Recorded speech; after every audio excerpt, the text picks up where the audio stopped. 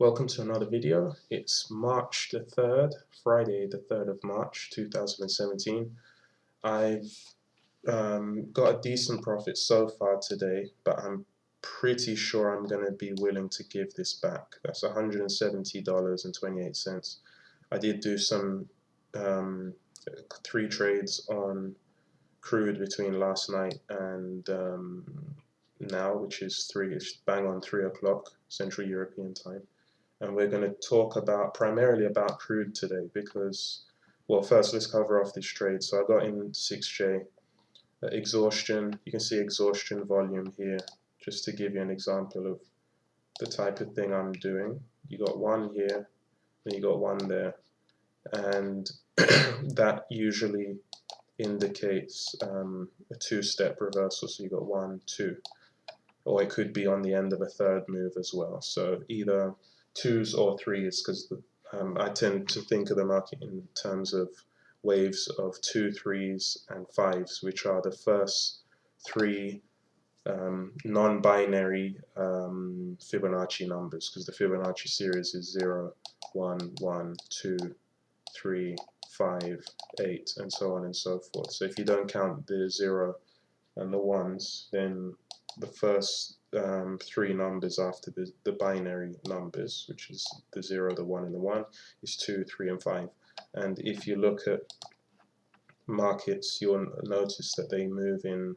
Here's a correction, so you've got 1 wave, correction, which is the second wave, 3 waves, correction, 4th wave, and then a final 5th wave before something else happened. Now, it just so happens the market reversed here, but sometimes it will mean a congestion or whatever the case may be. So yeah, that's it. Here you can see again 1 correction, 2 correction, 3. I guess some people call this GAN wave and all kinds of stuff, but this is just what I've noticed after a decade looking at the charts. I haven't studied GAN or what's the other thing called? I can't remember now, but Elliott wave. I haven't studied those things, but I guess look from browsing material superficially on the internet, I guess this is similar to what some of the stuff that those areas of study would teach. So, but this particular trade was just the golden mean. So as I said in yesterday's video, the idea is just to lean on the golden mean strategy that I used last year. So I wait for reversal signals. That can be candles, it can be volume, or a combination of the two. In this case it was volume, volume, and then what I call an appendix, which is a deviation from price. You can see wicks here, then it fell through to trap, to get some people short under these wicks. Wicked against as if it was going to continue down, and then big green candle up. And when you see rejection in this area where the first rejection occurred, i.e. these wicks, when you see some wicks on the other side, then that's the signal to go long for this appendix. And then after that, targets are another matter. You have to decide how you're going to manage the trade. In my case, I was looking for 5% off of this high. So I measured the distance from here to here, multiplied it by 0.95 to get the 5% mark, and my target was about here, which was 54.5. Now it got to 54 here, but when I saw this volume spike here and it got close enough, I just trailed and got out for 2.8R on that trade. So that was the 6J. This method of trading is usually good for a 33 to 40% win rate. If you're good, 40%. Otherwise, my stats over hundreds of trades showed 33%. But if you're making 2.8 one time out of every 3 and then losing 2 on the other 2 times, then you're making 0.8 times your risk every 3 trades. And so then it becomes a factor of just repetition and time to build. So that's why I say it's going to take a good while to get anywhere with this method. Having said that, I'm looking at crude now. I won't get too far into the details in this video and draw it out too much, but basically Maybe I'll do this for a Sunday stats or something, but basically I've been trading these five instruments you see on the side here, 6B, 6C, 6J, crude, and the YM. And by far the best, the most frequently traded, I think, but definitely the most, where is it? The most profitable is crude.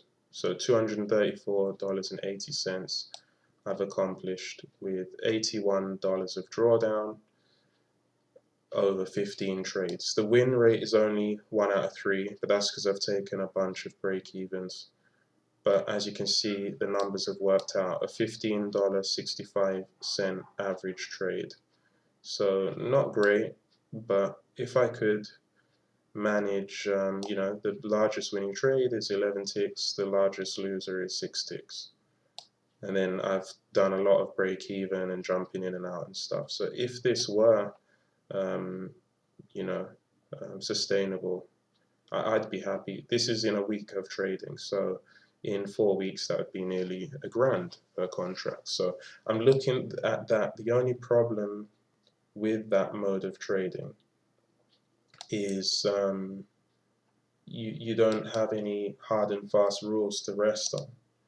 And this, although it's not particularly a problem, it hasn't been a problem so far, I can just see that tilt is an issue there. So I'm not sure how to deal with that. And for example, if I just run through what I did briefly today, because I don't want the videos to get too long. But basically, this is a channel break from all day yesterday, the downtrend. You got the volume analysis, as I usually do, that shows that the momentum is waning. So this one here, that low, and then this little one at the open. I hesitated here midnight last night, here Central European, that went up there. Then I took this. I was watching The Shawshank Redemption, my favorite film, best film of all time in my opinion. And then at 2:30, way past my bedtime, I just had to let it go.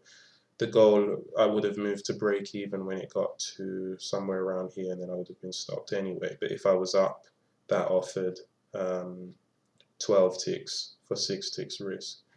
And then, if we come into today, my modus operandi was looking at my little proprietary things that I've made up over the years that I've noticed in price action. So you see 1, 2 on lower volume. It was supposed to go this way. It went this way, which I call a chop to knot, and I label C2N.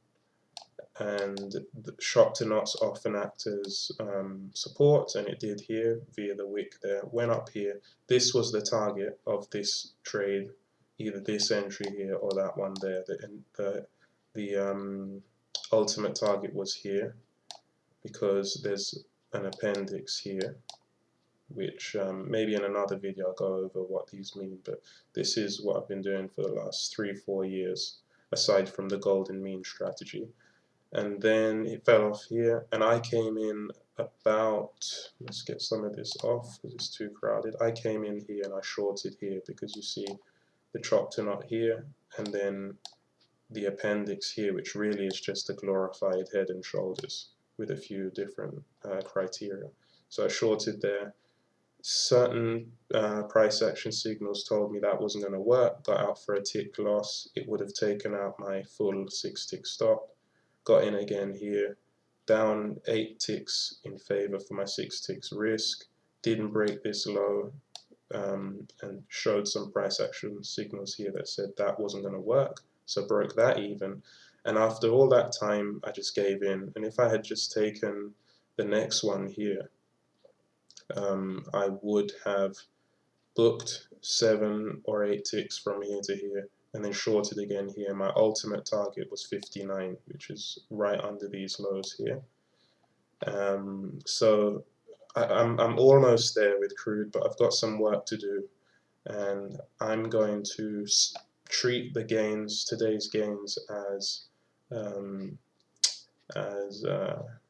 ammunition to test out the crude oil market, at least down to zero, because I've got nothing to lose really.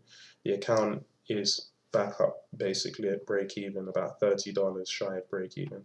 So I'm going to look at crude and get some trades under my belt to be able to analyze and tweak what I'm doing in a discretionary fashion, tweak it and see if I can make it just a little bit more robust, or at least have a roadmap of what I'm trying to do, because I'm reacting instinctively, and this is what causes the lack of energy and the inability to follow through and things like this. And then there was a long from here, which I would have taken off back up at this first target. So all the action, you know, I got caught in the chop. This doesn't look like much, but it's like 2 hours. I was doing other work at the PC and I just got jaded. So I've got to figure out how to keep away that sort of, keep the energy high enough and the confidence high enough to be able to catch some of these and these. So that's what I'm going to do for the rest of today.